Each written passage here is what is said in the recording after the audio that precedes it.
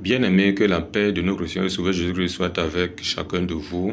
Et je vous exhorte en ce moment à avoir le cœur disposé à recevoir ce message avec joie, avec sincérité, avec vérité de cœur. Au nom de Jésus-Christ. Amen. Bien-aimés, le message de ce moment parle du donner. Parle du donner dans l'Église, qui est différent du donner au temps de la loi.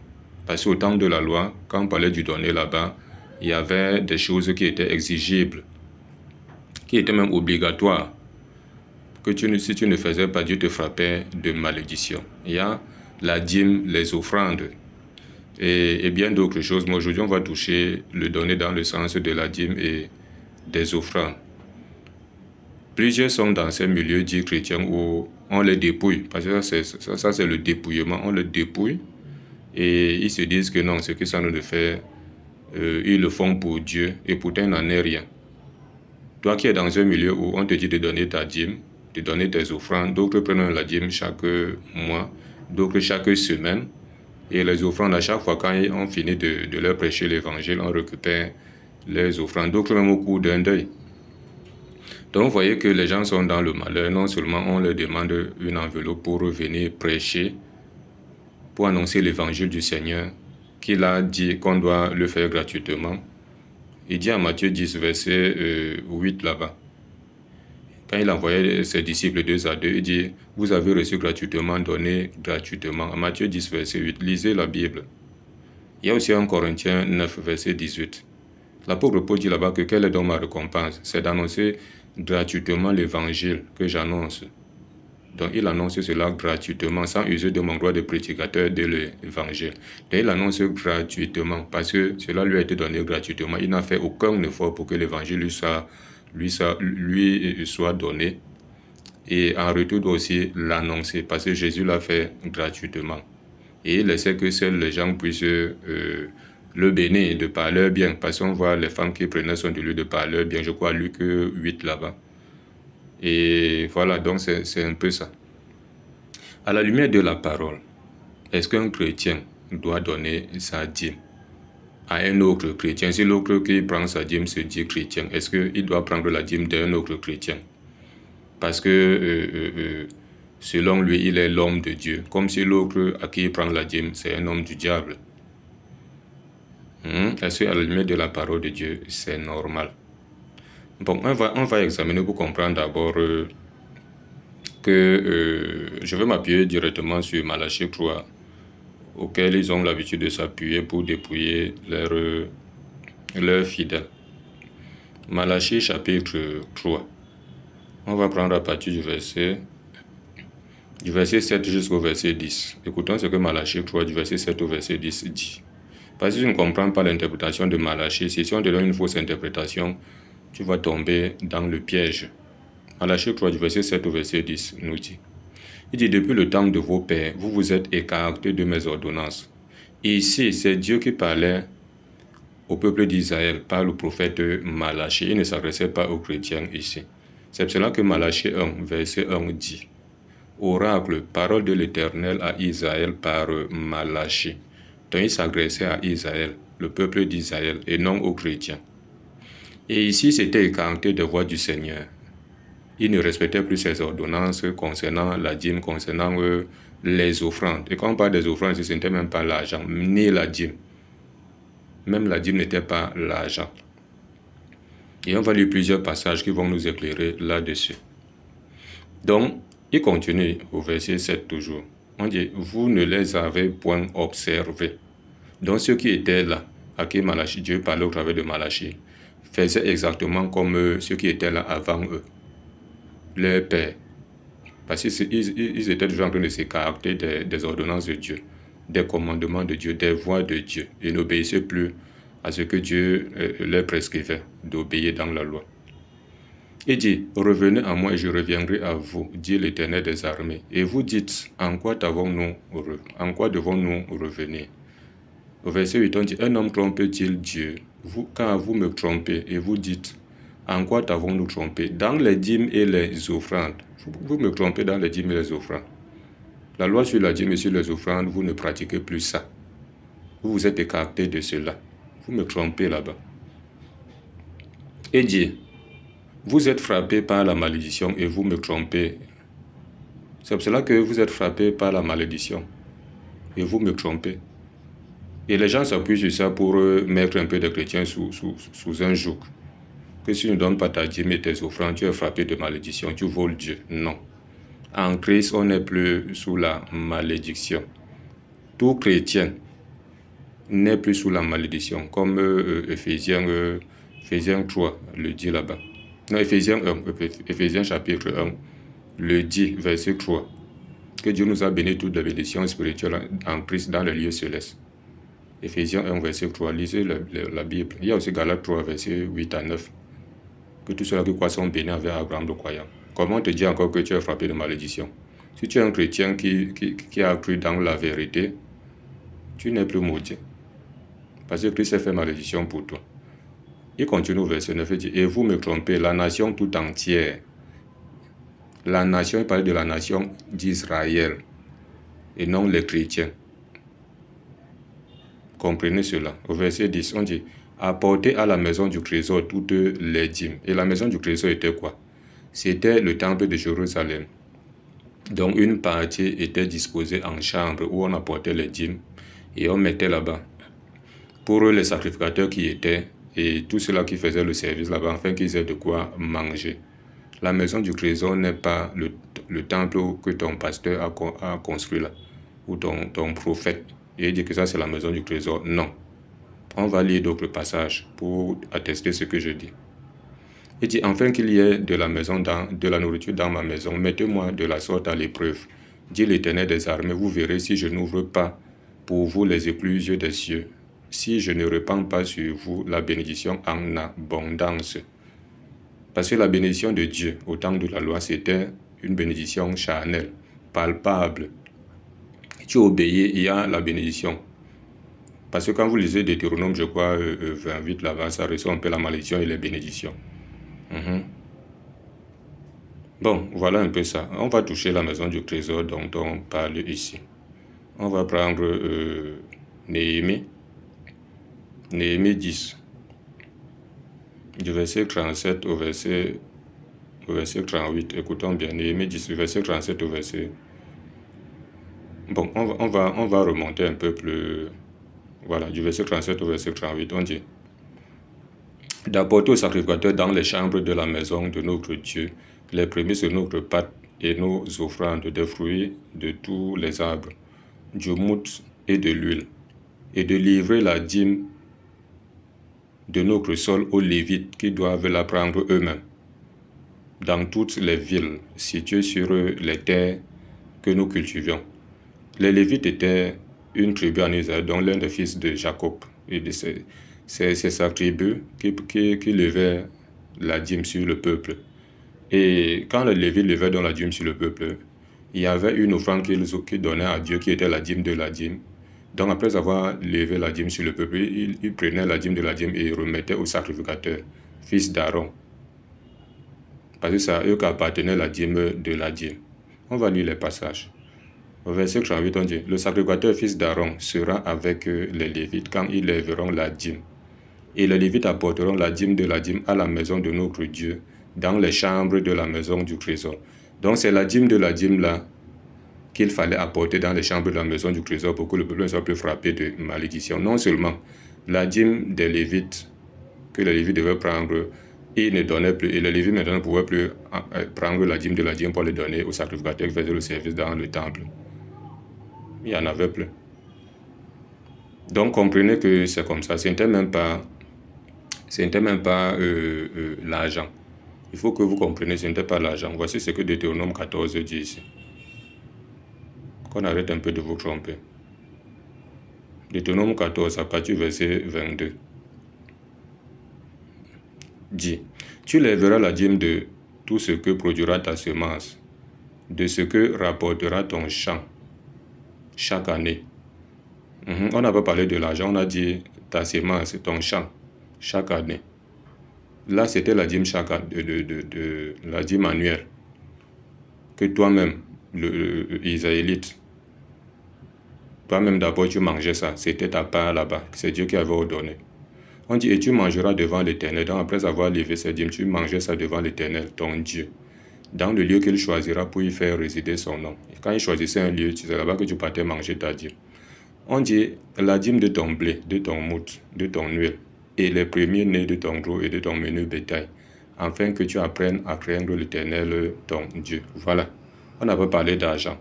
Mais maintenant, on dit, peut-être lorsque l'Éternel, ton Dieu, t'aura béni, le chemin sera-t-il trop long pour que tu puisses transporter ta dîme à cause de ton éloignement du lieu qu'aura choisi l'Éternel, ton Dieu, pour y faire résider son nom. On dit alors tu échangeras ta dîme contre de l'argent, tu serreras cet argent dans ta main et tu iras au lieu que l'Éternel, ton Dieu, aura choisi. Donc, quand il fallait que tu manges ta dîme là, dans un lieu que Dieu avait choisi et que tu étais loin du lieu, tellement que les choses étaient nombreuses, pour ne pas porter une lourde charge, tu changeais ta dîme contre de l'argent. Et maintenant, tu partais dans le lieu là et tu achetais les choses là-bas, soit les mêmes choses pour manger là-bas, dans le même lieu là. Voilà. Au verset 26, on dit, là tu achèteras avec l'argent tout ce que tu désireras. Voilà, tout ce que tu désireras, les bœufs, les brebis, du vin et les liqueurs fortes. Donc, et tout ce qui te fera plaisir. Tu mangeras devant l'Éternel ton Dieu et tu te réjouiras, toi et ta famille. Donc, tu mangeais toi et ta famille. Au verset 27, on dit, tu ne délaisseras point le Lévite qui sera dans tes portes, car il n'a ni part ni héritage avec toi. Tu donnais toujours la part du Lévite là-bas, parce que lui, il n'avait pas de champ. Quand Dieu partageait les terres, Dieu ne lui a pas donné les terres. Si ce n'est les terres pour habiter les banlieues. Mais là où il fallait que cultive, Dieu ne lui avait pas donné, ne leur avait pas donné les Lévites. Ça, c'est la dîme annuelle. Pour toi-même, Israélite. On ne parle pas des chrétiens ici.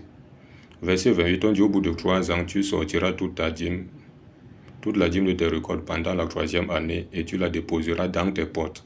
Voici la dîme de 3 ans que tu sortais, et tu déposais dans tes portes là. Alors viendront le Lévite, qui n'a ni part ni héritage avec toi, l'étranger, l'orphelin et la veuve, qui seront dans tes portes. Voilà, le Lévite devait venir là, l'étranger, l'orphelin, la veuve, on dit qu'ils seront dans tes portes, et ils mangeront et se rassasieront, afin que l'Éternel, ton Dieu, te bénisse dans tous les travaux que tu entreprendras de tes mains. Voilà. Donc voilà un peu ça. Il faut que les gens comprennent en réalité de quoi il est question ici. Qu'on ne vous embarque plus dans des choses qui n'ont ni la tête ni la queue. Deutéronome 26, verset 12. Toujours la dîme de 3 ans. On dit, lorsque tu auras achevé de lever toute la dîme de tes produits, la 3e année, l'année de la dîme, tu la donneras aux Lévites, à l'étranger, à l'orphelin et à la veuve, et ils mangeront et se rassasieront dans tes portes. Voilà donc, il y avait la dîme que toi-même, Israélite, tu mangeais, la dîme que tu sortais au bout de 3 ans. Et toi-même, la dîme que tu mangeais, c'était chaque année. Hein. Toi, l'Israélite, pas le chrétien. Et la dîme de 3 ans que tu ne mangeais pas, mais tu déposais à tes portes de Lévite, l'orphelin, la veuve, l'étranger venait et mangeait ça. Voilà. Donc, on va continuer. Nombre 18. Nombre 18 à partir du verset... On va prendre à partir du verset 20. Nombre 18 à partir du verset 20. On dit, l'Éternel dit à Aaron, tu ne posséderas rien dans leur pays. Aaron était lévite, et Moïse aussi était lévite. C'était des frères. On dit, il n'y aura point de part pour toi au milieu d'eux. C'est moi qui suis ta part et ta possession au milieu des enfants d'Israël. Dit, je donne comme possession au fils de Lévi toute dîme en Israël pour le service qu'ils font. Le service de la tente d'assignation. Parce que le Lévite avait le service dans la tente d'assignation, dans la tente de rencontre où Dieu rencontrait le peuple. Voilà. On continue au verset 23, on dit, les Lévites feront le service de la tente d'assignation et ils resteront chargés de leurs iniquités. Ils n'auront point de possession au milieu des enfants d'Israël. Ce sera une loi perpétuelle parmi vos descendants. On dit, je donne comme possession aux Lévites les dîmes que les enfants d'Israël présenteront à l'Éternel par élévation. Il y avait une dîme par élévation, c'est pourquoi je dis à leur regard, ils n'auront point de possession au milieu des enfants d'Israël. On dit, l'Éternel parla à Moïse et dit, parle aux Lévites, et tu leur diras, lorsque vous recevrez des enfants d'Israël la dîme que je vous donne de leur part comme votre possession, vous en prélèverez une offrande pour l'Éternel, une dîme de la dîme. Voilà la dîme de la dîme qui ressort ici. Et c'est ça qui devait aller au temple pour les sacrificateurs qui y étaient. Et les sacrificateurs même étaient toujours issus des Lévites, des fils d'Aaron et de la lignée d'Aaron. Et dit, votre offrande vous sera comptée comme le blé qu'on prélève de l'air et comme le mout qu'on prélève de la cuve. Donc voilà un peu ça. Il y avait...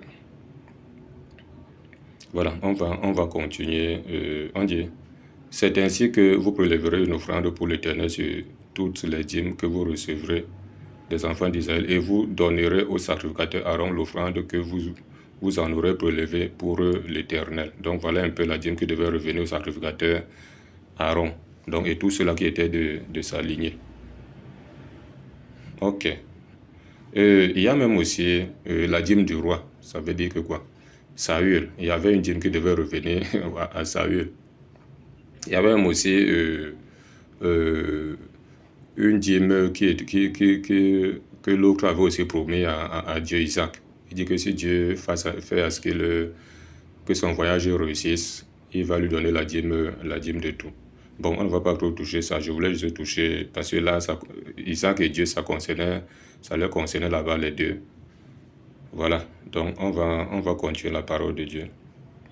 D'autres touchent parfois la dîme qu'Abraham donna à Melchizedek, pour dire que d'autres disent que ça c'est la dîme des riches. Donc si tu n'es pas riche, il faut pas donner la dîme, il faut être riche avant de donner machin, ça n'a même pas de sens. Abraham est le père de la foi. Et nous sommes fils d'Abraham. Celui qui prend ta dîme en s'appuyant sur la dîme d'Abraham, il n'est pas le père de la foi, il est fils d'Abraham comme toi.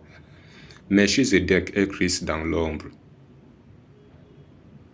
Donc, vous voyez que ça n'a même pas de sens. Parce que Abraham donne la dîme à Melchizedek. Mais le comble, c'est qu'eux, ils prennent plutôt vos dîmes. Comment eux sont fils d'Abraham comme vous, mais eux, ils prennent vos dîmes? Oh, c'est Abraham qui a donné à Melchizedek. Donc, ça veut dire que vous êtes devenu Christ. Au lieu que c'est eux plutôt... Vraiment, c'est incompréhensible. Je ne sais même pas comment expliquer ça. Ça, c'est un égarement qui ne dit pas son nom. Abraham a donné la dîme du butin. Si vous prenez Genèse 14, du verset 17 au verset 20. Il a donné la dîme du butin. Ce n'était pas la dîme de ses propres biens. Donc, s'il sollicite que vous leur donnez les dîmes, même comme ce n'est pas explicable selon la Bible, qu'il les aille... que vous qui donnez la dîme, là, vous alliez faire la guerre. Vous venez donner la dîme du butin de guerre. Je vais lire encore Hébreu. Hébreu dit quelque chose ici à propos. Écoutez ce que Hébreu dit. Hébreu 7. Hébreu 7, verset 4. On dit, considérez combien est grand celui auquel le patriarche Abraham donna la dîme du butin. C'est la dîme du butin, ce n'était pas les propres biens d'Abraham. C'était la dîme du butin. Donc comprenez cela comme ça. Ok, on va continuer la parole de Dieu. Et on nous dit ici là que Melchizedek est sans père, sans mère, ni généalogie, ainsi de suite. C'est celui qui prend ta dîme. Il dit que c'est parce qu'il est Melchizedek, donc toi tu es Abraham, et pourtant tu es plutôt fils d'Abraham. Lui prend la place de Melchizedek, et toi Abraham, tu dois lui donner la dîme, parce que lui il est Jésus, dans l'ombre. Dites-lui que Melchizedek était sans père, sans généalogie, sans mère. Eux qui prennent vos dîmes là, n'ont-ils pas de père, n'ont-ils pas de mère, n'ont-ils pas une généalogie? Vous voyez que ça ne cadre même pas. Vous voyez ce que Hébreu 7, verset 1 à 3 dit ici. Donc si vous lisez Hébreu 7, verset 1 à 3, ça dit même qu'il est roi de Salem. On dit qu'il est le roi de Salem. sacrificateur du Dieu très haut. On dit en effet, ce Melchizedek, roi de Salem, sacrificateur du Dieu très haut, qui alla devant Abraham lorsqu'il revenait de la défaite des rois, qui le bénit. On dit à qui Abraham donna la dîme de tout, qui est d'abord roi de justice, d'après la signification de son nom. Donc Salem veut dire justice, Melchizedek veut dire roi de justice. D'après la signification de son nom, on dit ensuite roi de Salem, c'est-à-dire roi de paix.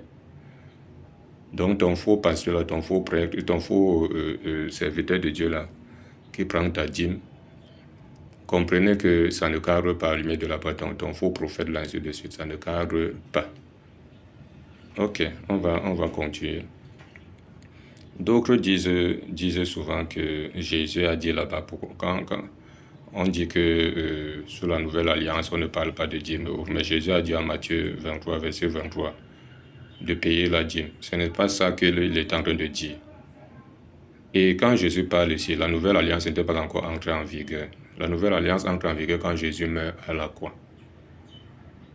Jésus, en Matthieu 23, verset 23, s'adresse aux pharisiens et aux scribes qui étaient sous la loi. Il ne leur disait pas d'aller payer la dîme. Écoutez bien, parce que les gens s'appuient sur ça pour dire que les chrétiens doivent payer la dîme, parce que Jésus a dit qu'on doit payer la dîme. Non. Il dit malheur à vous, scribes et pharisiens hypocrites, parce que vous payez la dîme de la manne, de la nette et du cumin, et que vous laissez ce qui est plus important dans la loi, la justice, la miséricorde, la fidélité. C'est là ce qu'il fallait pratiquer sans négliger les autres. Donc la loi disait que si tu dis que tu vas pratiquer une œuvre là-bas, pratique tout ça. Ne laisse même pas un seul commandement. Ne mets pas un seul commandement de côté pour pratiquer tout ça. Ne pêche même pas contre un seul commandement. Sinon, tu seras coupable de tous ces commandements-là. C'est cela que Jacques dit ici. Écoutons ce que Jacques dit. Jacques 2, verset 10. Écoutons ce que Jacques 2, verset 10 dit ici. Il dit, car quiconque observe toute la loi mais pêche contre un seul commandement devient coupable de tous. Mais eux, ils faisaient le cri dans la loi. Au lieu de pratiquer toute la loi, ils faisaient le cri. Et ce n'est pas ce que disait la loi. C'est pour ça que Jésus était en train de leur rappeler que ce que vous êtes en train de faire là n'est pas bien. Parce que vous négligez les autres choses. Or, la loi disait qu'il fallait pratiquer tout ça. Ne vous limitez pas seulement aux dîmes et autres. Pratiquez tout ça. C'est pour cela que Jésus disait même encore à Matthieu 5 ici. Écoutez bien. Matthieu 5. On va prendre rapidement. Voilà. Matthieu 5, verset 19. Il dit, celui donc qui supprimera l'un de ses plus petits commandements et qui enseignera aux hommes à faire de même. Bon, si vous remontez au verset 18, il dit, car je vous le dis en vérité, tant que le ciel et la terre ne passeront point, il ne disparaîtra pas de la loi un seul iota ou un seul trait de lettre jusqu'à ce que tout soit arrivé.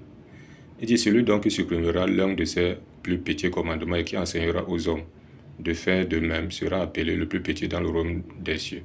Mais celui qui les observera et qui enseignera à les observer, celui-là sera grand dans le royaume des cieux. Voilà. Donc, il leur disait de ne pas supprimer, mais d'observer tout ça, d'enseigner aussi à observer tout ça. Mais eux, ils faisaient le cri. Donc, comprenez cela, ils ne s'adressaient pas aux chrétiens.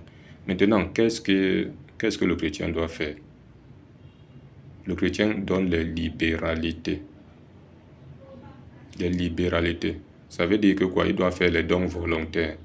Il doit être disposé à donner d'une manière volontaire. On ne lui oblige pas. Voici ce que la Bible dit. Il doit être généreux. Il doit être libéral. Voici ce que la Bible dit ici à Romains 12, verset 8. Il dit, et celui qui exhorte à l'exhortation, que celui qui donne le fasse avec libéralité. Que celui qui préside le fasse avec zèle. Que celui qui pratique la miséricorde le fasse avec joie. Donc, que celui qui donne le fasse avec libéralité. 2 Corinthiens 9, verset 7. Écoutons ce qui est écrit. 2 Corinthiens 9, verset 7. Il dit, que chacun donne comme il a résolu en son cœur, sans tristesse ni contrainte, car Dieu aime celui qui donne avec joie. Oui, en Christ, quand Dieu te bénit, il faut être quelqu'un qui fait des libéralités. Quand il y a une situation, tu es toujours prompt à donner. Voilà, tu es toujours disposé à donner. Parce que la liberté, c'est la disposition à donner. C'est la générosité. Il faut faire les dons, il faut faire les cadeaux. Il faut être quelqu'un qui est toujours large, qui fait toujours des largesses aux gens. C'est un peu ça. Et quand on est large, quand on fait les dons, quand on fait le bien, quand on est prompt à donner, on n'oblige pas celui-là. Il le fait de son propre chef. Il faut que cela vienne de son propre cœur. Voilà, il y a même plusieurs versets comme ça. Il y a Hébreux 13. Hébreux chapitre 13, on va prendre verset 16. Hébreux 13, verset 16 nous dit « Et n'oubliez pas la bienfaisance et la libéralité, car c'est de tels sacrifices que Dieu prend plaisir. » Donc voilà un peu ça, la bienfaisance et la libéralité. C'est pour ça que quand Dieu bénit un chrétien, il doit aussi savoir que quand les autres seront dans le besoin, il sera aussi prompt à les venir aussi en aide. Voilà un peu ça. Voici ce que 1 Corinthiens 12, verset 26 nous dit. 1 Corinthiens 12, verset 26 dit « Et si un membre souffre, tous les membres souffrent avec lui. Si un membre est honoré, tous les membres se réjouissent avec lui. » Donc si tu souffres, tout le monde doit souffrir avec toi, doit aussi t'assister dans ta souffrance là. Mais si tu es honoré, tous les membres se réjouissent avec